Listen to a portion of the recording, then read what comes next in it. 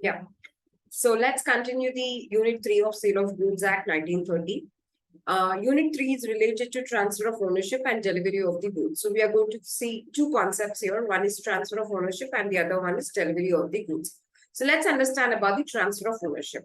Okay. Here, the main important concept you have to note down is about ownership. Okay. When do you think seller will transfer the ownership of the good to the buyer? When as you know, there are different modes and there are different there is a different manner in what way seller will transfer the ownership to the buyer. Okay, immediately he may transfer, maybe after payment of the whole price he may transfer, or maybe after payment of the EMIs he may transfer. Okay, so it depends upon the contract between the both the parties. Am I correct?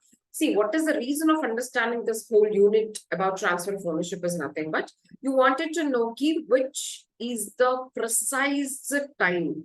Okay. See, when seller is going to transfer the ownership to the buyer, so what is that precise time? If at all I know, okay, if at all I know, if at all I know that at this point of time, seller has transferred the ownership to the buyer, there are certain things which we can evaluate. Like, for example, risk passes with ownership. We say the statement, right? Now, if at all goods got destroyed, okay, maybe when they are placed in the godown, or maybe when they are during the transit. Now, who will bear the loss? Who will bear the loss? Right? Loss of that goods. Who will bear it? Generally, as you say, risk passes with ownership. Whoever be the owner of that good, that person will bear the risk of those destruction of the goods. Am I correct? Now, won't you think at that point of time you wanted to know whether seller is the owner or buyer is the owner of those goods? Am I correct? So that is the reason why we are going to understand this chapter. What is the precise time when seller is going to pass the ownership to the buyer? Okay. For what reason we wanted to know, ma'am? For this reason. Risk passes with ownership. Okay, we are going to study again about this. Risk passes with ownership along with the exception. So to know who's going to bear the risk. For that reason, I wanted this. And the next one is action against third party. Okay. See, if at all your goods are in transit and because of some third party's negligence, your goods got destroyed. Okay. If at all, being a buyer, I'm the owner of that good, don't you think I can sue the third party and claim the damages for the destruction of my goods? Right. So who is going to take that action, whether buyer or the seller? So that thing you wanted to know. And the other one is effect of insolvency. See, why do you wanted to know the effect of insolvency is nothing bad, ma. When seller is insolvent or when buyer is insolvent, what action can they take on their opposite party? Okay. For that reason, you wanted to know before you take action, whether if at all you are the owner, you can take the action. Am I correct? For that reason, you wanted to know this. And when you wanted to file a suit for price, if at all you are the owner of that good, then you can buyer already became the owner of that good, then he has to pay the price, no? So seller has every right to file a suit on you for claiming the price. So for all these reasons, we wanted to know at which time, what is the precise time when seller is transferring the property in the goods to the buyer. Okay, you understood the consequence now for what reason we are reading this? Am I correct? So we are going to read this transfer of ownership in these types. Okay. Let me draw this. Yeah. So in what way we are going to study this?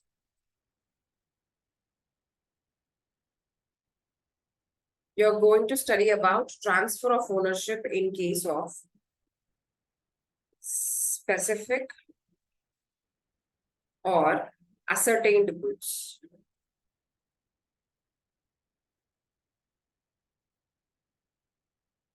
So in case of these goods, when owner or seller is going to transfer the ownership to the buyer. And transfer of ownership in case of unascertained goods.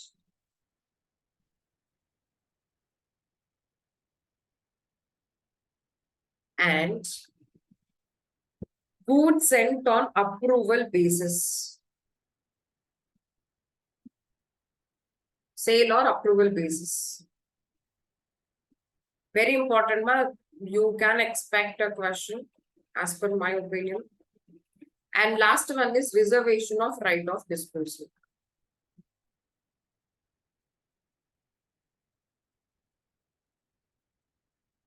Okay. So each one we will see. Okay. So let's see about transfer of ownership in case of specific or ascertained goods. So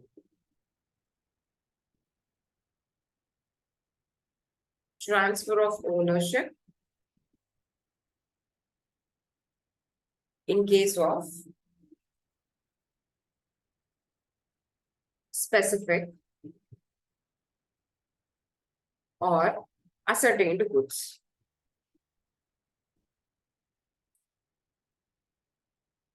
Okay. Yep. So here, in case of specific or ascertained goods, we require intention of the parties. Remember that. See, what is your intention? Depending upon that, whether your intention is to just go for window shopping and check out whether deals are present or not, whether your intention is to, as it is emergency right now, you wanted to purchase the good. Am I correct? So based upon the intention of the parties, we're gonna sort out the whether ownership has been transferred or not. Okay. So how do you know intention of the parties? If you ask me this question, I have three things. One is based on the terms of the contract, based on the conduct of the parties, and the next one is based on the circumstances. Okay. So what is the terms? Terms is nothing but whether it is in a sale or an agreement to sell. Okay. If it is sale, you'll immediately become the owner. If it is agreement to sell, in later future date, you are going to become the owner. Conduct is nothing but based upon your action, like picking a good and putting it in the basket. Okay, that means your intention is to purchase that good. Through your action also, I can analyze that you wanted to become the owner of that good and owner is ready to transfer the ownership. What about the circumstances? Circumstances is nothing but due to emergency, for example. Okay, if at all it is emergency, you'll go and purchase the good. If at all it is not emergency, you'll go for time pass and we'll just check out. That's it. Okay, so based on these three things, I can analyze the intention. What if I cannot able to analyze the intention by these three things? For that reason, we will apply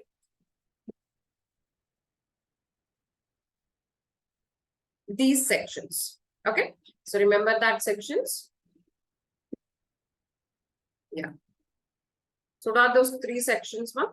One is section 20, and the other one is section 21.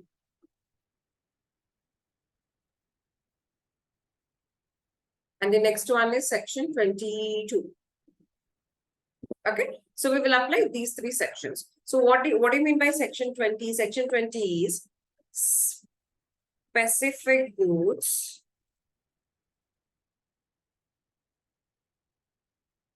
in deliverable state. What do you mean by specific goods in deliverable state?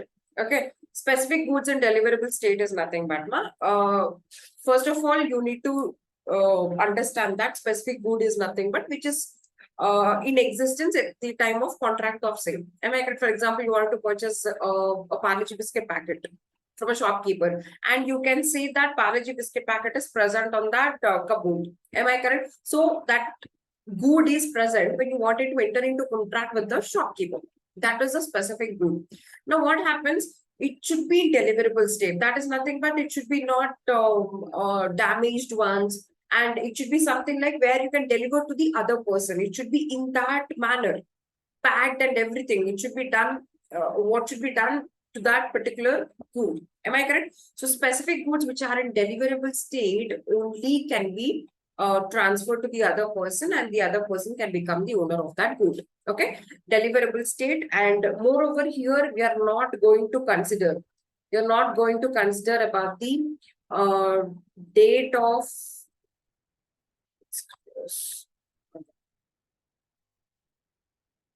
time of payment Here you are not going to consider time of payment and delivery. Okay. Whether payment has been done or not, or whether delivery has been done or not, it doesn't matter. If at all specific goods are in deliverable state, whenever you make a contract, okay, let me write the point here. Whenever you make a contract with the other party, then you will become the owner of that good. For example, you went to a shopkeeper and you want that Parle-G biscuit packet. Okay. So you told shopkeeper that, shopkeeper, I wanted to purchase that Parle-G biscuit packet. Now, what happened? You entered into contract with the shopkeeper. You gave an offer. Shopkeeper also told that, okay, I'm ready to sell that biscuit packet. So everything is perfect. You entered into the contract. Now, what if you pay the price later, but he did the delivery of those goods? Don't you think you won't become the owner of that good? You will still be called as owner of that good. Why? Because in case of specific goods which are in deliverable state, when you make a contract with the other party, then only you will become the owner of that good. So you made a contract, you became the owner. So time of payment is not mandatory. What if you told shopkeeper that you're going to make the payment later after 1 week? Okay, still you'll become the owner of that good. So whatever, if at all good is destroyed, so that is your responsibility then. Why? Because you are the owner. Am I correct? So your time of payment and delivery doesn't matter. And the next one is, next one is specific goods. Yes. Specific goods to be put in deliverable state.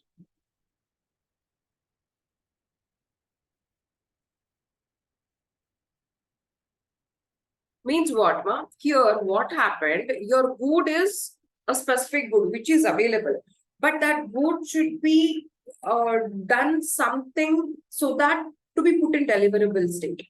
Nothing but, for example, you went to a shop, you went to a seller and asked that you wanted to purchase timber. Okay. So you entered into contract with the other party that you wanted to purchase timber. Now, how this timber will be delivered? First of all, it should be cut, right? It should be severed from the land. Am I correct? Because it is taken from the trees. Am I correct? What they have to do? Now, seller cannot take and come that whole tree and give it to you. No, what he will do? He will cut into pieces, right? And he will arrange it in boxes and later he will do the delivery to you. Am I correct? So now, if at all you wanted to enter into contract of the goods which are not put in deliverable state yet, what seller has to do? He has to put into deliverable state first. What is the first thing seller has to do, ma? He has to put in deliverable state. Later, he has to inform you. Then you will become the owner of that good. Okay. If at all it is not in deliverable state, put it in deliverable state and inform the buyer. Then only buyer will become the owner of that good. Until and unless if at all it is not in deliverable state yet, then you cannot make the buyer the owner of that goods. Okay, that is the best example for this. And what about section 22? Section 22 teaches you that specific goods in deliverable state. Of course, these goods are in deliverable state itself. Specific goods in deliverable state, but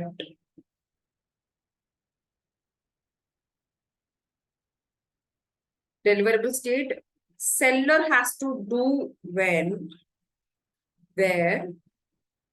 seller has to do anything in order to ascertain price. Nothing but my best example. You know this, what I can, okay, example. You know this carpet, right, which is laid on the floors and everywhere. Am I correct? For example, you have taken an office and there you need carpet should be laid on the floor. Okay. And you will ask the seller, please come and do the carpet flooring on my office floor. Okay, you just entered into contract with the seller. Now, what seller has to do? It is already available in nature. The good is already available, but what it must be done, ma'am? he doesn't know how much square feet your office contains. Am I correct? In how many rooms it should be laid? He doesn't know anything. He will get the material and he will lay the carpet on the floor. So based on that, the price will be ascertained. Okay. So based on the square feet, how much carpet we have laid, based on that, the price will be ascertained. So when will you become the owner of that good? Only when the carpet is laid. Of course, good is available. Whenever you make it, you enter into contract, it doesn't mean that buyer will become the owner of that good immediately. Okay. Only when it is done something by the seller in order to ascertain price. See, in order to ascertain the price of that carpet, what must be done? It must be laid on the floor. Am I correct? Only when it is laid on the floor, then only price will be ascertained and the buyer will become the owner of that good. So these three things you have to remember, ma'am, for transfer of ownership in case of specific or ascertained goods. I hope this is clear, right? And next we will talk about transfer of ownership in case of unascertained goods.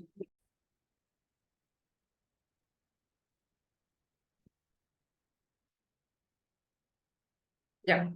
So transfer of ownership in case of transfer of ownership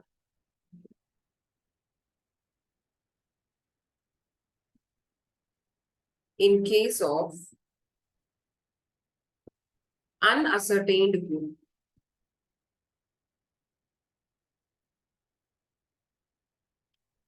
So in case of unascertained good, how do we analyze? How do we say that yes, ownership has been transferred to the buyer? In this case, ma, first of all, these are unascertained goods. Am I correct? These unascertained goods must be ascertained. Am I correct? So what's the first step? You have to make these goods ascertained.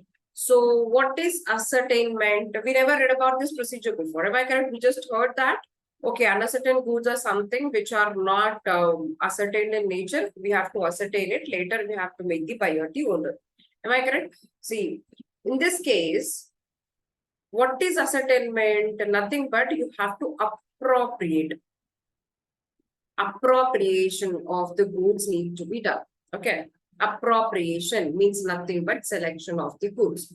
Now, for example, there are 100 kgs of oranges which are present in a godown. So out of that, you need only 10 kgs of oranges. So 100 kgs of oranges are nothing but unascertained goods. Out of that, you have to ascertain how many 10 kgs. So 10 kgs, you have to select it from 100 kgs. No, that the procedure is called as appropriation of the goods. Okay. So how appropriation is done? You have to carry certain steps for that. Appropriation is done with mutual consent. Okay. With the mutual consent of either seller or buyer. See, whenever you are selecting oranges, okay, you may select the oranges or you may ask seller to select the oranges. Whenever you are selecting the oranges, you take the permission of the seller. Seller, I have selected these many oranges, okay. And same for seller also. Okay. See, mutual consent is required whoever is selecting the goods. And the next one is your appropriation must be unconditional in nature. That is nothing but for selection of the goods, no conditions must be inserted. Okay, you cannot say that only after before you select the goods, you have to pay the whole price, then only you can select the goods. These all conditions cannot be inserted. Then only your appropriation is valid. And the next one is it must be in deliverable state, which is already read. Am I correct? Your goods must be already in deliverable state. Nothing but whatever you are selecting, that is nothing but you're going to become the owner of those goods. No, those must be already in deliverable state, right? Make sure that these three conditions are satisfied. Then only we call it as an appropriation. Okay, if at all appropriation is done properly, then we can say that ascertainment is done. When it is ascertained, of course, you gain the owner of that unascertained goods. Okay, and that's it. These are the three conditions you can remember for unascertained goods. Next, we will discuss about goods on approval basis. Yes, goods sent on sale or approval basis. Means nothing but seller will send you the goods. Okay. If at all you like it, you may pay the price and keep the goods. If at all you don't like it, please return the goods to the seller back. In this case, When do you think a sale has been finished?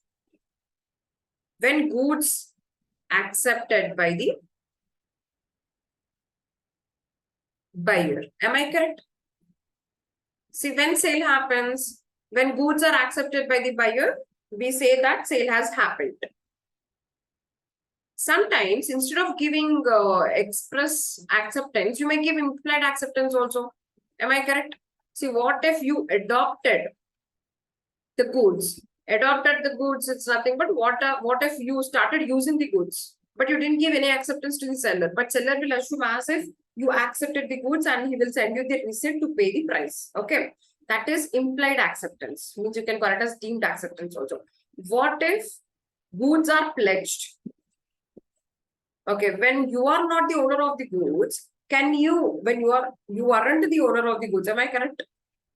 But still you are pledging the goods to the other party. That means you are adopting the transaction by giving an implied acceptance. So seller will assume as if you accepted the goods.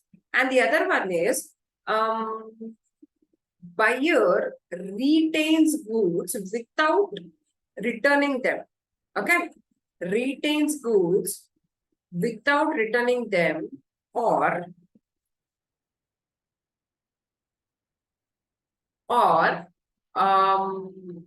time period expired. Okay, see, what do you mean by this?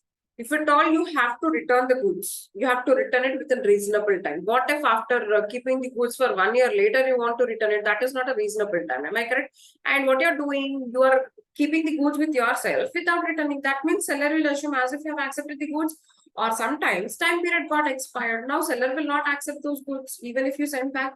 Okay, so these are the conditions where we assume as if you have given an implied acceptance. Okay, that is what it is, goods sent on sale or approval basis. And the other one is transfer of property in case of reservation of right of disposal. See, reservation of right of disposal. Why do we study this topic? Because seller is reserving the right. Okay, for example, when I purchase a laptop, then I have every right to resell that good to the another party. Am I correct? Because this is my good, I can sell it to whomever I want. Am I correct? But here, seller is reserving that right. See, I have every right to resell my good, but seller is reserving that right. Why he will reserve that right? Why? Because there are certain conditions which I didn't follow. Okay, for example, he told me that I need to pay whole price. Okay, that is a condition. Until I don't pay price, the right of disposal is still reserved with the seller. That is the concept. Okay, see, when we will assume as if this right of disposal is deemed. Okay, when we will assume, deemed in the sense when we will assume as if seller has reserved the right of disposal, first point is when goods are delivered by carrier. Okay. See, carrier is nothing but a third party who's carrying the goods to the buyer. Example, lorry driver. Okay, you're transporting goods from one place to the another place. Your carrier is lorry driver. So goods delivered by carrier, person who's carrying the goods. Goods delivered by carrier at order of seller or agent. Nothing but, okay. Carrier will deliver the goods to the buyer, but it will be delivered to the buyer only after the seller has given consent to it. Okay. See, this carrier will reach to the buyer's destination, but before he hands it the goods to the buyer, what they will do, they will ask seller whether we can hand it over to the buyer or not. So only seller instructs, then only carrier will deliver the goods. Okay, so here also you can assume as if the right of disposal is reserved by the seller. Okay. And the other condition is by drawing bill of exchange. Okay. See, usually in bill of, when goods have been transferred, in goods transactions, in sale of goods transactions, if at all buyer is taking goods on credit, we will execute a bill of exchange. Am I correct? Okay. In bill of exchange, we knew that we require acceptance from the buyer. right? When goods are when goods are going to be delivered by the carrier, so carrier holds two documents now. One is bill of lading and the other one is bill of exchange. Okay. So here goods will be delivered to the buyer by the carrier only when buyer accepts the bill of exchange. So this is the condition imposed by the seller. So based on this also we can assume as if that seller has reserved the right of disposal. Am I correct? Yes. So these two are the conditions where we assume or we deem as if seller has reserved the right of disposal. Okay, done. So next concept is about risk passes with ownership. Risk prima facie passes with ownership. Risk passes with ownership or risk passes prima facie with ownership. General statement is yes, risk passes with ownership. But there are certain exceptions to the rule where, okay, default party. For example, seller has to deliver 100 kgs of rice to the buyer. Okay. So already buyer became the owner. Why? Because he entered into contract with the seller already. He paid the price also. But seller, what he's doing, he's making a delay in delivering the goods to the buyer. Now, because of this, for example, he has to deliver the goods within like 1 month, but seller is taking around like 6 months. Who will bear the risk now if at all the goods destroyed in the go down? Of course, seller has to bear the risk. Why? Because he made a default. Okay, he made a mistake. So here, even though buyer is the owner, who has to bear the risk? Seller has to bear the risk. That is one point. And the other one is by agreement to the contrary. So what if here they made an agreement that even though buyer is the owner, seller only has to bear the risk. So this agreement was between seller and buyer. Now, even though buyer is the owner, who will bear the risk for the destruction of the goods? Seller has to bear the risk. So don't you think this could be the exception? Yes. And the last one is trade custom. Trade custom is nothing but where you are following since from many years. So this custom you are following since from many years. Okay. So for example, your seller has been giving you a guarantee that whenever, whatever happens to the goods, he is going to bear the risk. Now, because of trade custom, this concept has been arised. So based on this also, you can understand that even you are the owner, your seller is going to bear the risk. So this is also one of the exception to the general rule. So make sure to remember this one. We can expect this question also. And next one is sale by non-owners. Yes, very, very, very important. Sale by non-owners. Or you can call this as nemo dat quat non-habit. Nemo dat quad non-habit. So quad non-habit means no one can transfer what he himself does not possess. Means what? For example, I'm not the owner of this particular mobile phone. Can I transfer this mobile phone to you? When I don't have the ownership, how can I give you the ownership?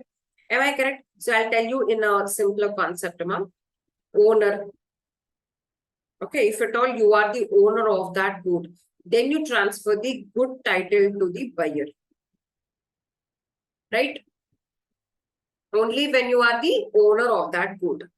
When you are a non-owner, means you are a thief, for example. Okay. You thefted that good. Now, what title you are going to transfer? Bad title or a default title or a defective title, right?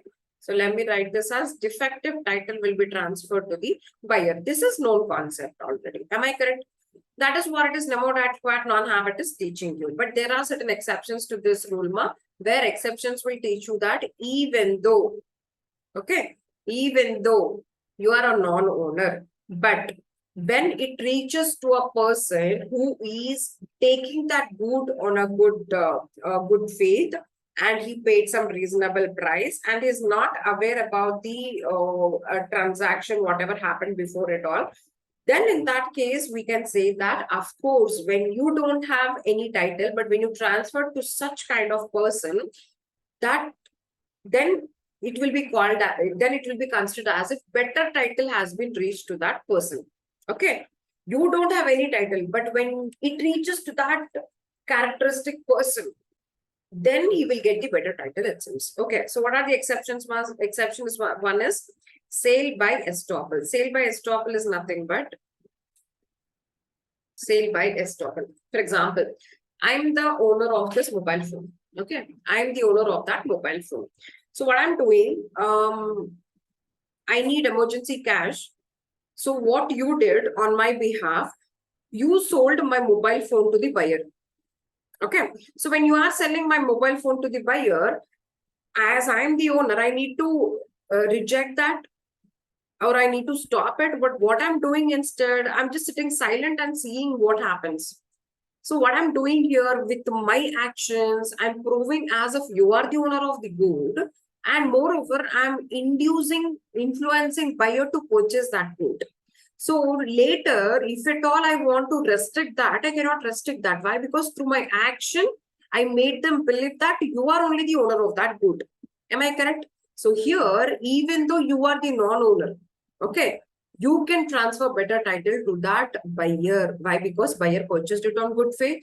He paid reasonable price for that. And he doesn't know that I'm the owner of that good. He still believes that you are the owner of that good. Then in that case, this buyer who has all these characteristics, he will get the better title, even though you don't have the better title. Okay, that is sale by estoppel. And the second one is sale by mercantile agent. Okay, a mercantile agent is a person who deals with the transactions of buying or selling the goods, etc. Okay, see, mercantile agents are the person who works on behalf of the principal. Of course, mercantile agent has every authority to purchase the goods and sell the goods. Am I correct? What if he does an act which is not in his authority? You understand my point? He doesn't have authority. Okay. He doesn't have authority means he's a non-owner. Am I correct? But he has possession of the goods.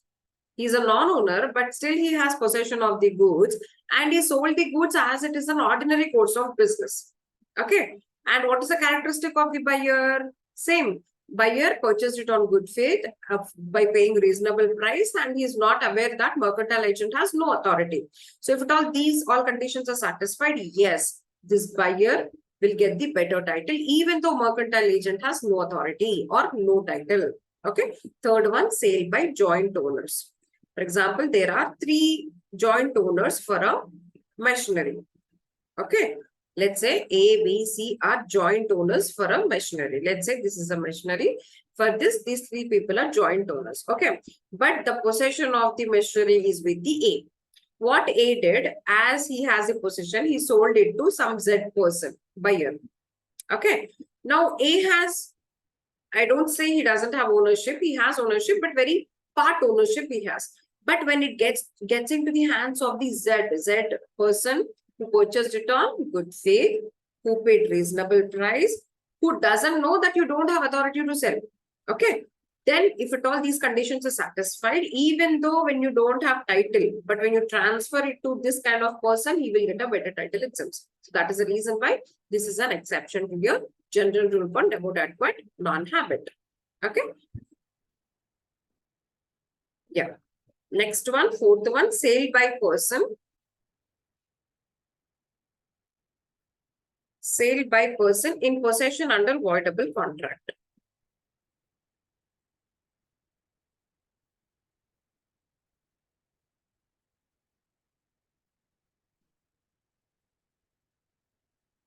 In possession under voidable contract. So as you know, voidable contract is a contract where aggrieved party has given 2 options. One is either to cancel the contract or either to ignore the transaction. Okay. He can resign the contract or he can ignore the transaction. Now what happened, what seller is doing, seller has the possession of the goods. Okay. He got that good by voidable contract. Okay. For example, X forced Y to sell his machinery. Okay. So this is voidable contract. Now X got the machinery. What Y can do? Y can cancel the contract or he can ignore it. So what Y did? He ignored it. Okay. He didn't even file a case on X, so he ignored it. but still your contract is a voidable contract. Okay. What happened? The machinery which is in the possession of this person, he transferred it to Z, who's not aware about this voidable contract. He's not aware that this good has bought under voidable contract. Okay, that means he has all the three characteristics. Am I correct? Good faith, he paid reasonable price, and is not aware about this transaction. Then this person will get a better title, even though X has no title. Am I correct? Why? Because X got that good by coercion. Okay. That is a voidable contract. Am I correct? He forced and got that good. That means he doesn't have a good title. Let's say he has a bad title, but when it gets into the hands of the Z, then Z will get a better title, it seems. But make sure that those three conditions must be satisfied for sure. Okay. Next one is sale by seller after sale. What is the sale by seller after sale? For example, ma'am, X purchased 100 kgs of rice from B. Okay. X purchased 100 kgs of rice from B. Now, X paid the price to the B and told that he's going to take the delivery of that 100 kgs of rice after 1 week. Okay. So, what B did, after 1 day, exactly after purchase by X, after 1 day, Z came. Okay. Z came and asked for 100 kgs of rice. B doesn't have stock. He has the stock which is left by X in the godown. So what we did, we sold 100 kgs of rice to the Z, which belongs to the X. Okay. Now what happened here? Seller, who is the seller? B was the seller. What he did, he sold after sale. That is nothing but after selling it to X, again he sold it to Z. Why? Because he has possession of the goods. No, that is the reason why he sold it. Okay. And Z purchased on good faith, paying a reasonable price, and is not aware that these goods are already sold to the X. In that case, B, the seller who doesn't have title, but when it transfers to the Z, who satisfies all these three conditions, he will get a better title itself. Okay, that is what it is the point. Now, sale by buyer. Sale by buyer. So, for example, buyer bought a machinery. Okay, B bought machinery from X. Okay, so X is seller. But Y is buyer. Y has to pay still the EMIs on that particular machinery. Okay, and Y is not the owner yet. He just have the possession of this machinery, but he is not the owner yet. Now, what buyer did when he's not the owner, still he sold that machinery to Z. That means a non-owner is selling the goods to Z. No, again, three conditions, please. What are those three conditions? Good faith, reasonable price, and what is that? He's not aware about the transactions. He's not aware of that. He's not aware that Y doesn't have authority to sell that good. So in that case, what happens? Sale by buyer who has the possession of the good, who has no authority to sell the good, who is a non-owner, but when he transfers to such kind of person, who obtains it on good faith and pays reasonable price and is not aware about the previous transaction, then that person will get the better title, it seems. Okay. And next one is sale by unpaid seller. Who is unpaid seller? Person to whom the price has been not paid by the buyer. He will become unpaid seller. Now, unpaid seller who has possession of the good resells it to the another person. Okay. When he resells it to the another person, the unpaid seller doesn't have any right on the goods. Am I correct? As the price is not paid, he has the possession.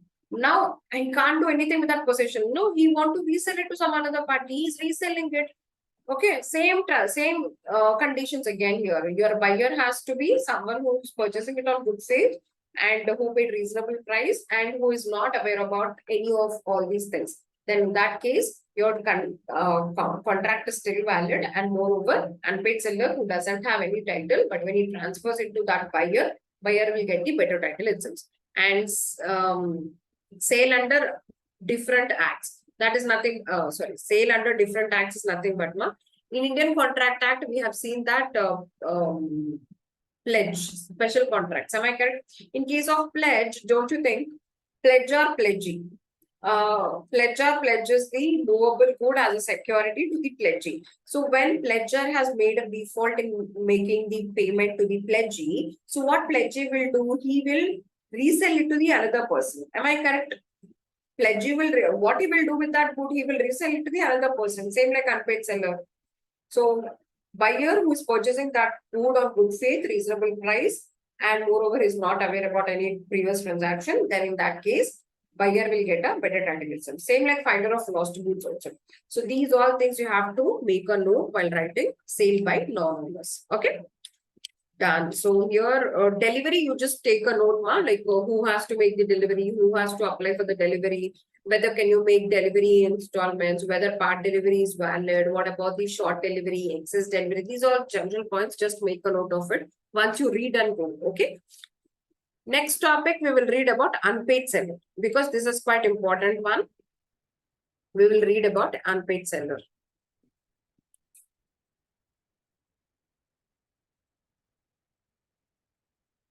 Unpaid seller.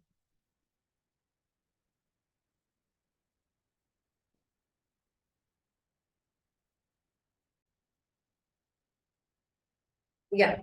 So who is unpaid seller? The person to whom whole price is not paid or part of the price is not paid. If at all negotiable instrument has issued to the unpaid seller, that negotiable instrument has got dishonored. So in that case, you call him as an unpaid seller. So unpaid seller so far has two rights. One is right against goods, and the other one is right against buyer.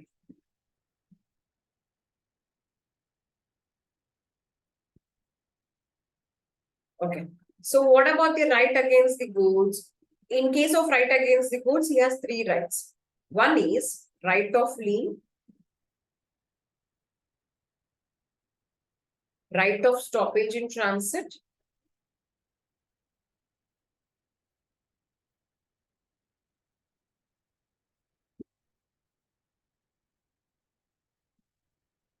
and the other one is right of resale.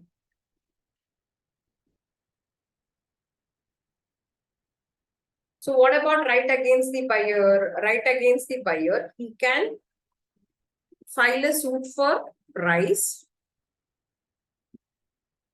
Next, suit for damages.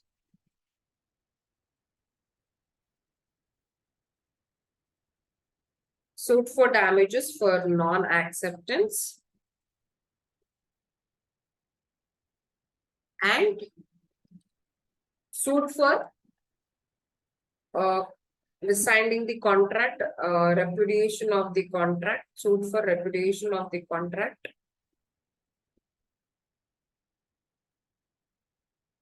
Before due date. And last one is suit for interest.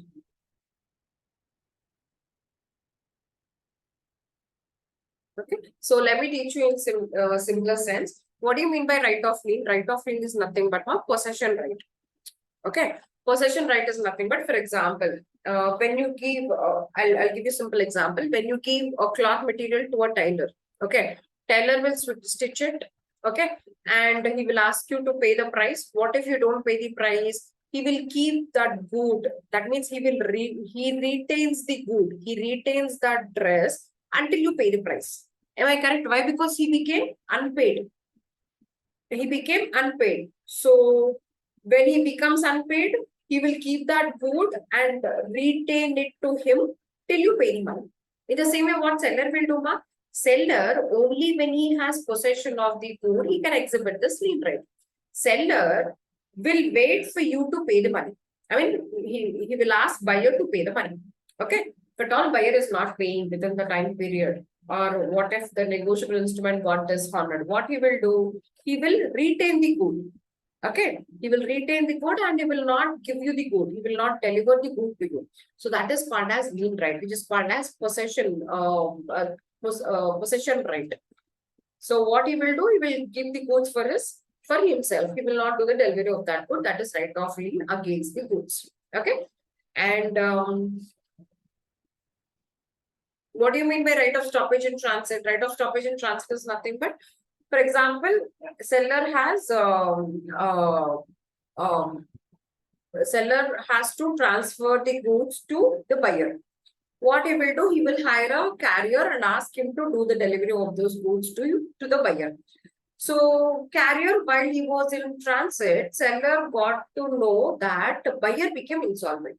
Okay. See, when buyer became insolvent, he cannot be able to pay the price, or seller cannot be able to claim the price. And it is too risky in nature. That is the reason why what seller is saying. Seller is asking carrier to stop not to do the delivery. That means while he was in the transit, okay, he didn't do the delivery yet, he's still in the transit. There itself, seller will ask carrier to stop and again come back and give away the goods to the seller. So what seller is doing here, but this is next step for right of lien. Okay, right of lien means goods were in your custody. Stoppage in transit means you just given the custody to the carrier to be delivered to the buyer, but due to some information which is like buyer became insolvent, you are asking carrier to come back. Okay, so that is nothing but regaining the goods again. Regaining the goods is nothing but stoppage in transit. So when can you exhibit this right? Only when goods are in transit, only when seller became unpaid, only when buyer became insolvent. Okay, when all these conditions are satisfied, of course, you can exhibit this right of stoppage in transit. And what about right of resale? When seller has the possession right of that good, he has every right to resell that good to any other party. But before that, what he has to do, he has to send a notice to the buyer saying that he has intention to resell the goods. If at all buyer wants to claim those goods, he can pay the price and claim those goods. So this is what is a notice seller has to send it to the buyer. See, buyer, if at all he didn't respond to that notice, then seller has every right to resell those goods to another buyer. That is right of resale. These all three rights are available to the seller, and you can observe clearly that these all rights can be exhibited only when the goods are in the possession of the seller. Okay. So what if goods are not in the possession of the seller? What he will do then? He will file a suit on the buyer for price and damages for non-acceptance. See, seller is ready to deliver the goods, but buyer is not accepting them. So don't you think seller has to claim damages from the buyer? That is what it is doing. Repudiation of contract before due date is nothing but excuse me. What if buyer came to the seller and said that he don't want the goods at all. So what seller will do with that goods? Am I correct? So what buyer is doing is cancelling the contract before due date only. So seller will claim the damages from the buyer and suit for interest. Nothing but on that money, whatever buyer has to pay. You have to claim the interest amount also. No? So you are filing a suit for claiming the interest also from the buyer. So these all are the rights which are available to the seller and which are available to the unpaid seller against goods and against the buyer. Okay. So that's it, ma. You can remember all these things, and it's quite important. So let's see the questions which have been asked before Sale of Goods Act. Okay. I'll just share.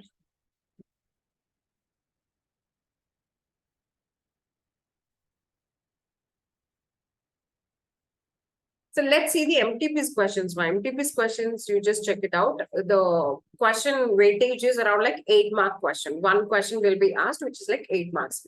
So here you can see, examine the concepts of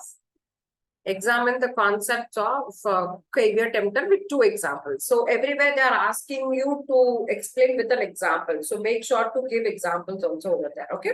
So caveat emptor means we already let the buyer be aware. And we have exceptions to that rule also. Write the exceptions. Along with that, write few examples. So that will be your answer. Okay. For 8 marks, they have given you. It's a good deal actually. And how can you apply the implied conditions in a contract sale by sample? Give appropriate examples. Again, they are asking you examples. Sale by sample. Okay. So whatever you purchase, whatever you got goods on sample basis, it must correspond with the bulk quantity. Okay. If at all it is not correspondent, what you can do, you can repudiate. That will be considered as a breach of condition as by sample. You can repudiate the contract, claim the refund, and if at all you want, you can claim the damages also. Okay. So this is the end of the Sale of Goods Act. Next, we will do with Indian Partnership Act. Okay.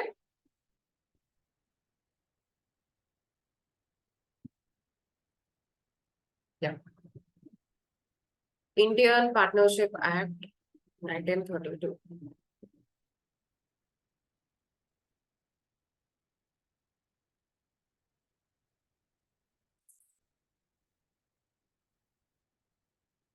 So, in case of Indian Partnership Act 1932, what provisions are there? Of course,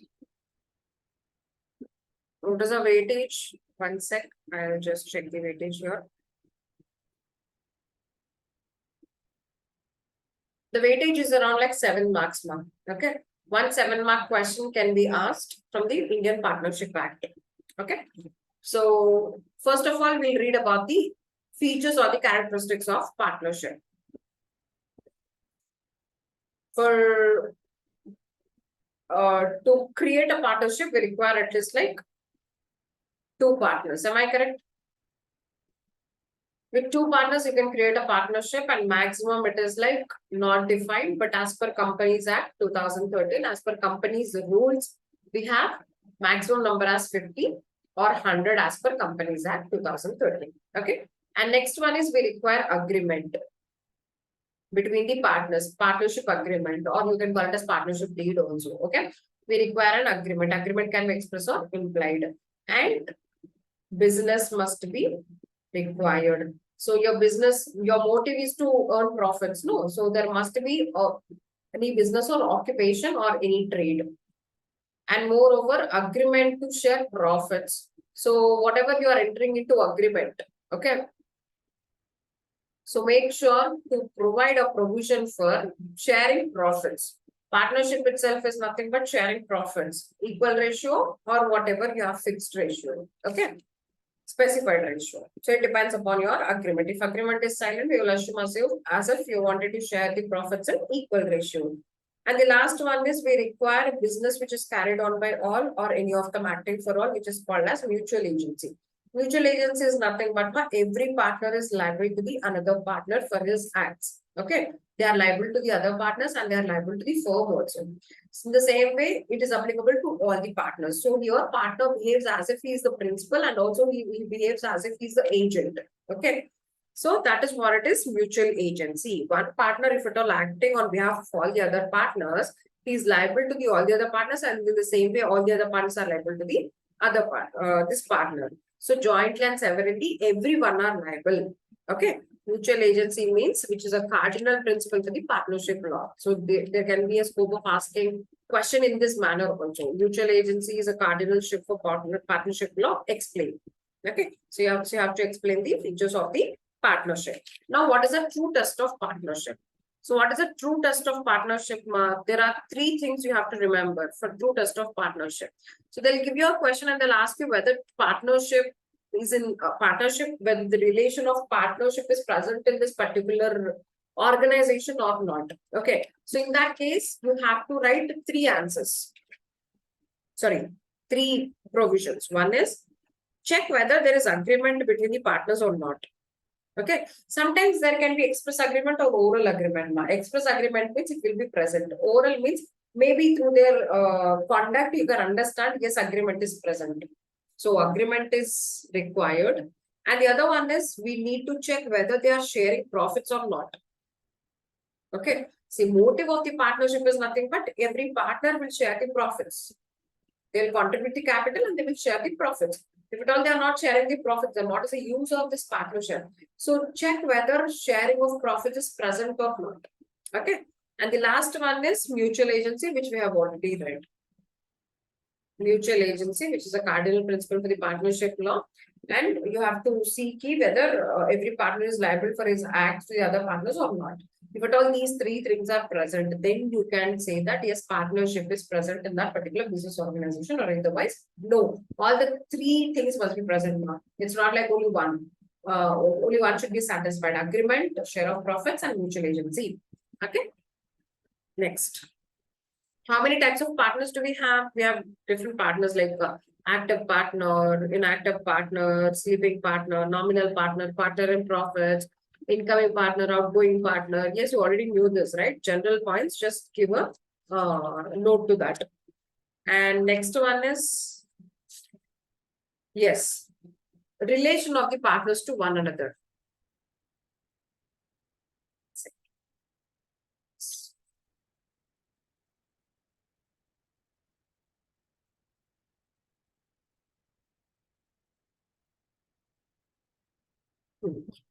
Relation of the partners to the one another.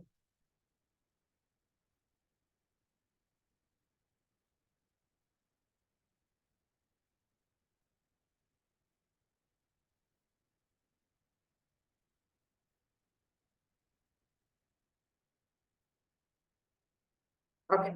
So what about the relation of the partners to the one another? Generally, partners, like if at all one partner did an act, he is binding the other partner also. Okay. Let's discuss what are the general duties of the partners. General means it doesn't require any agreement. Okay. You cannot alter these general duties also usually. So general duties are nothing but three general duties you have to remember. One of the general duty is to carry on the business. Am I correct? See, without business, what is the use then?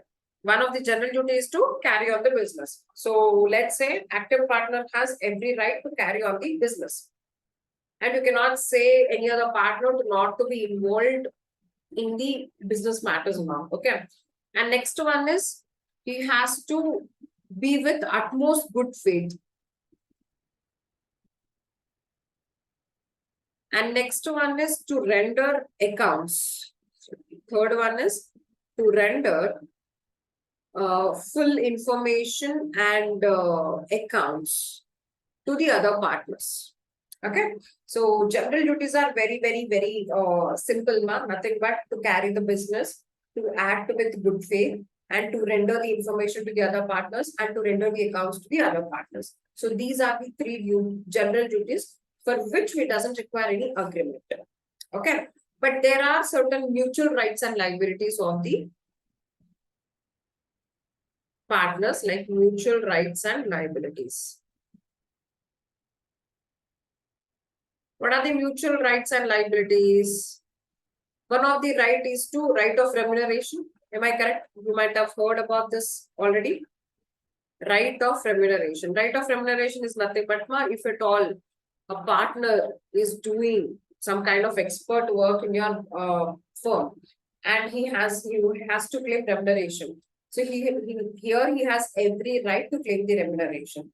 But to claim remuneration, either it should be present on the agreement or either by continued usage. If at all there is no contract, what if you are paying him remuneration since from like many months? So that was the continued usage. Based upon that, he can claim the remuneration. Okay. Right to remuneration and right to share profits. Right to share profits is available to everyone. No? Right to share profits may be in equal ratio or maybe in the fixed ratio. And right to claim interest on capital.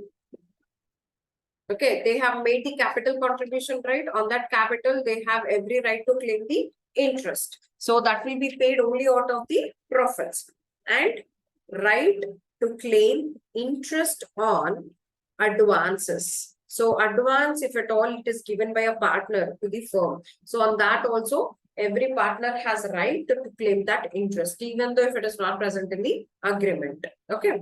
And next one is a right to be indemnified. If at all, because of one partner, other partners are getting, other partners has to be incurring losses because of that partner's act. So they have every right to be indemnified by that partner. Means they have to make good for loss. Right to be indemnified, and that's it. Okay, so these are mutual rights and liabilities which are available to the partners. Okay, and the next one is next point is 1 second. Implied authority. Okay, so let's do this here.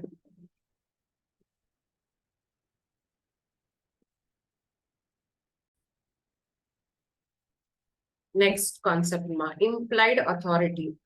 Okay. See, implied authority is nothing but where every partner has given an authority to act in the firm. Am I correct?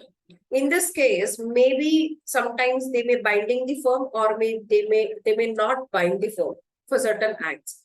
So they have given you certain list of things where it will be treated as if it is a beyond authority if nothing is present in the agreement, or based on usage also nothing is present. So what is that beyond implied authority? We will assume they have given some list of things. Okay. So what are those list of things? One is submitting dispute to the firm on arbitration, to the arbitration. Nothing but submitting dispute. Okay. So dispute, you cannot submit to the arbitration until and unless you take the consent from all the other partners. So it is not like only one partner will go to arbitration and submit the dispute. Am I correct? So that will be treated as if it is beyond implied authority if at all a partner did that. And opening a bank account on his own name. Sorry, opening a bank account on behalf of the firm on his own name. Here, I'm not opening my bank account on my individual nature. Okay. For the firm's sake, I have to open it on the firm name along with the firm details. Am I correct? But what I'm doing on behalf of the firm, I'm opening my individual bank account. So every transaction will be, everyone will send money to my account. Am I correct? Can I do this without the consent of all the other partners? Answer is no, right? Why? Because it will be treated as if it is an implied authority. You cannot open a bank account on behalf of the firm in your own name. That is what it is a point. And next one is compromise or relinquish.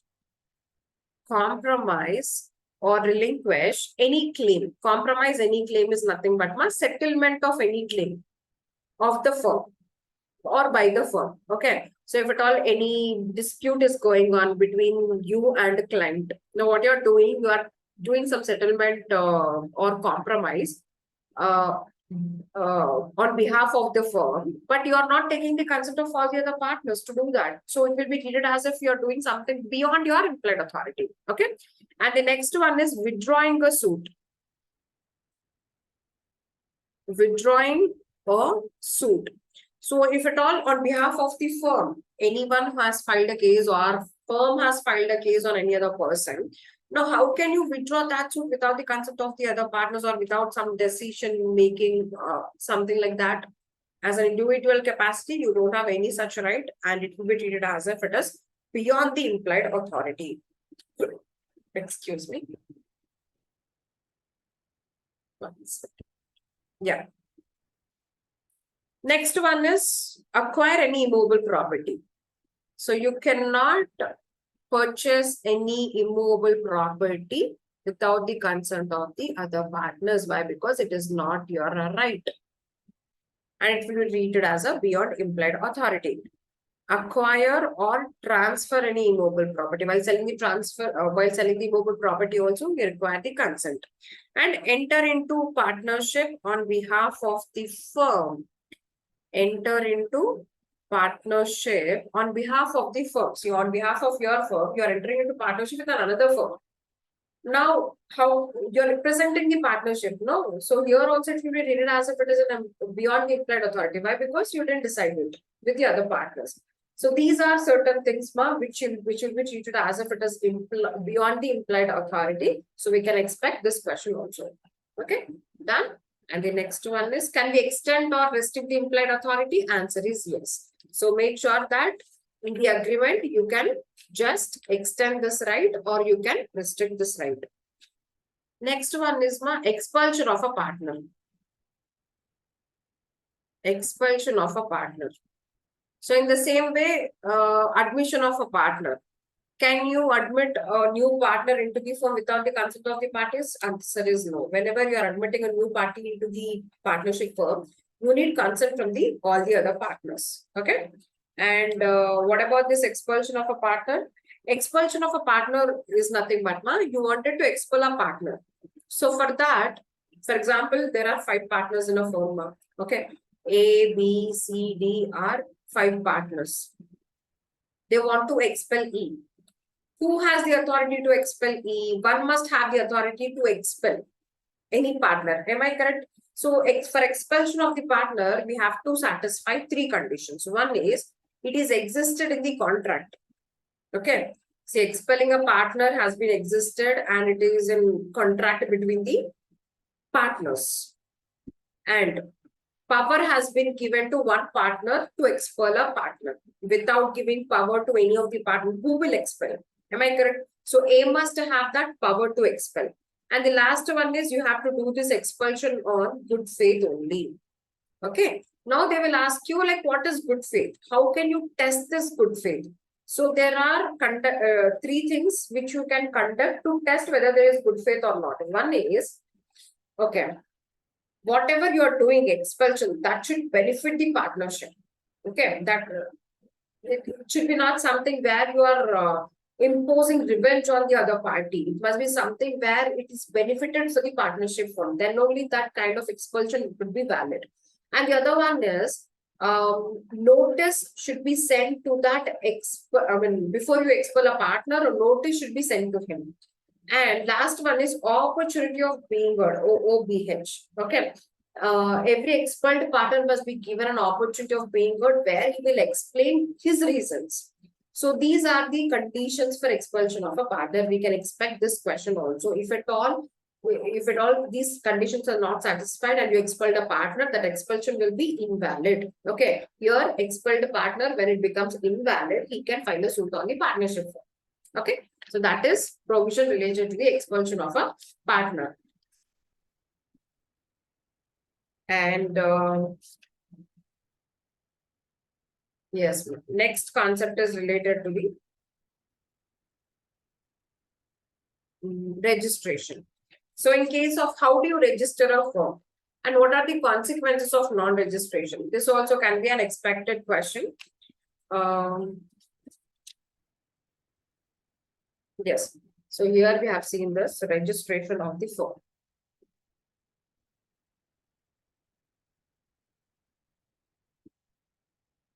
As you know, firm registration is not compulsory. It is just an optional one. But there are certain disabilities you have to face if at all it is not registered. Okay. So how do you register this firm? First of all, you have to file a statement to the registrar of firms. Okay. By paying some prescribed fees in the prescribed form. So what does the statement contains? It contains all the details of the partnership, ma'am. Okay.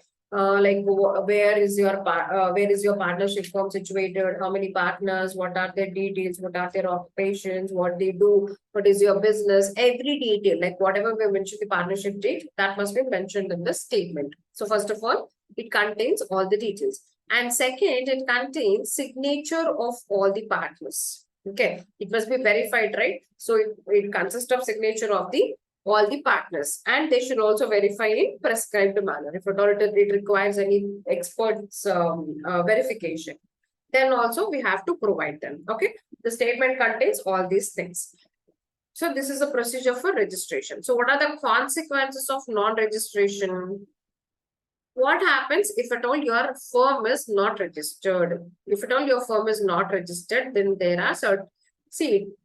are no disadvantages. You have to call as if these are disabilities where firm has to face because of that. Okay. No suit shall be filed on the third party. No suit on third party. You cannot file a suit on the third party, but third party can file a suit on you. And no suit on co-partners. Okay. So between you, if at all there is a dispute, you cannot even file a case on the other partner. I'm saying that not in individual sense, ma'am.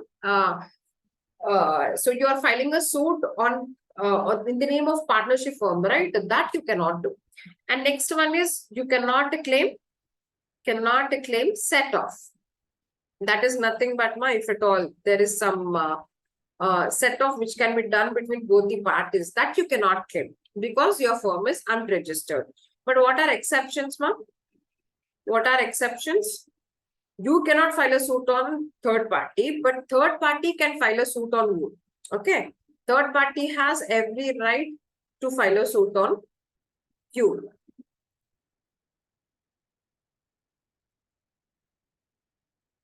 And moreover, you can file a suit for other things, not for this, for other things like for claiming your share of profits, etc., for claiming your interest amount if at all you have resigned. Then in all these things, you can claim that. You can file a suit. But for actual purposes, like if at all there's a dispute with the other partner, you cannot file a suit. And you have a dispute with the third party, you cannot file a suit with third party. So these are certain disadvantages you have to face, not disadvantages, disabilities you have to face if at all your firm is not a registered firm. Okay, so we can expect this question also. And the other question is, what about the dissolution? Dissolution of partnership.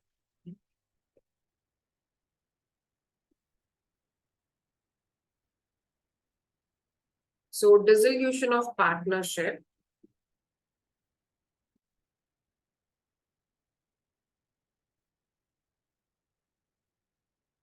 Yeah. So there are two types of dissolutions. Okay. One is dissolution of the firm and the other one is dissolution of the partnership. See, partnership is nothing but my relation between the partners. Like whenever a partner got admitted, okay, the partner relationship changes. Whenever a partner is dead, the relationship changes. So here, end of relationship is dissolution of the partnership. Okay, it can be admission, it can be death of a partner, or it can be removal of a partner, whatever it is, retirement of a partner, whatever it is. But dissolution of firm is end of business, end of partnership business. So, for example, the time period, for example, your partnership firm is a particular partnership. So, your incorporated partnership for some particular purpose. That particular purpose has been accomplished. Then don't you think your business has to come to an end? Then we say that there is a dissolution of the firm. Okay. So dissolution of the firm is quite important. In case of firm dissolution, there are two types of firm dissolutions. One is voluntary and the other one is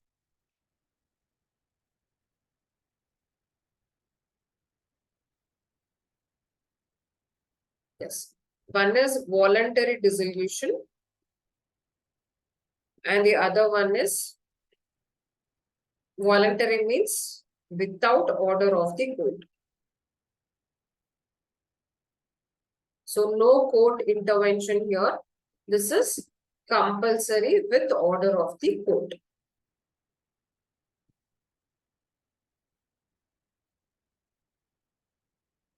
Okay. So in what circumstances with or without the order of the court means voluntarily you will dissolve your firm by agreement. Okay. So what if you all partners agreed that we don't want to continue the business, you just can dissolve your firm. And the next one is compulsory dissolution happens in compulsory dissolution happens if at all, for example, we require two partners, right? What if one partner retired? You have only two partners, one partner got retired. Then you have to admit another new partner. No, you're not admitting the new partner and 6 months got expired after that, even though you are continuing your firm.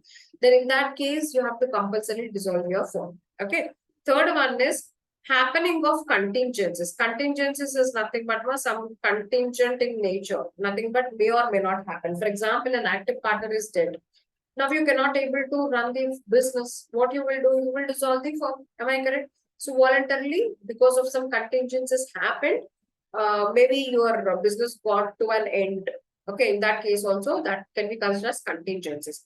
And last one is by notice. Sometimes if at all it is not mentioned in the agreement, you can provide notice. If at all it is a partnership at will, you can provide notice to all the partners and you can just dissolve your firm. Okay, so that is what it is, the concept of without the order of the court, in which circumstances you can voluntarily dissolve your firm. And what about with the order of the court? With the order of the court is also quite important question. When you will dissolve your firm with the order of the court due to insanity of the partner. See what happens here. There are certain disagreements between the partners now. Okay. One partner is asking to dissolve, one partner is not interested to dissolve. So here, because of those disagreements, these all partners are going to the court and court will decide about it. Okay. So here court may ask you to dissolve or may not. So in which circumstances court may ask you to dissolve? Okay. So because of insanity of the partner, who became insane? For example, active partner only became insane. Then who will take care of the business? No one, right? So in such case, court will order you to dissolve. And disablement, permanent disablement of a partner. Same here. Your active partner became disabled where he cannot perform any kind of transaction. So in that case also what you will do? You will you will just file a suit in the court for the dissolution of the firm and court may order you to dissolve the firm. And next one is misconduct of a partner. See, one partner made some misconduct where you couldn't able to run the business because of that misconduct. So you'll go to the court and file a case for the order of the dissolution of the firm. Okay. And the next one is persistent breach of contract. So every time you are making a breach of contract, okay, you are not fulfilling the promise, then in that case also you have to file a suit in the court for the, the aggrieved partners will go to the court and file a case for dissolution of the firm. And the next one is transfer of interest. What if one of the partner has transferred his whole interest to an outsider? Okay, so now an outsider will have the right on your firm. So in that case also you will ask for dissolution of the firm. And next one is continuous losses. What if you are not even incurring any profits and continuously you are like every time it is like you are incurring losses only? Then what is the use of the business? So you will file a case in the court for the dissolution of the firm. And last one is just and equitable ground. What do you mean by just and equitable ground? So court will feel that yes, it is like now court will consider as if it is like only justifiable to dissolve your firm. Okay, so that will become your just and equitable ground. Based on that, court will order you to dissolve the firm. Okay, so these all are circumstances where compulsorily with the order of the court you have to dissolve the firm. Understood, ma'am? So till here we are done with the points, I guess. Yeah, that's it. So what you do is just you go through the certain topics of the Partnership Act, and I already told you, no, 8-mark question can be asked from Indian Partnership Act. Yes. So the next topic we will deal about LLP. Okay.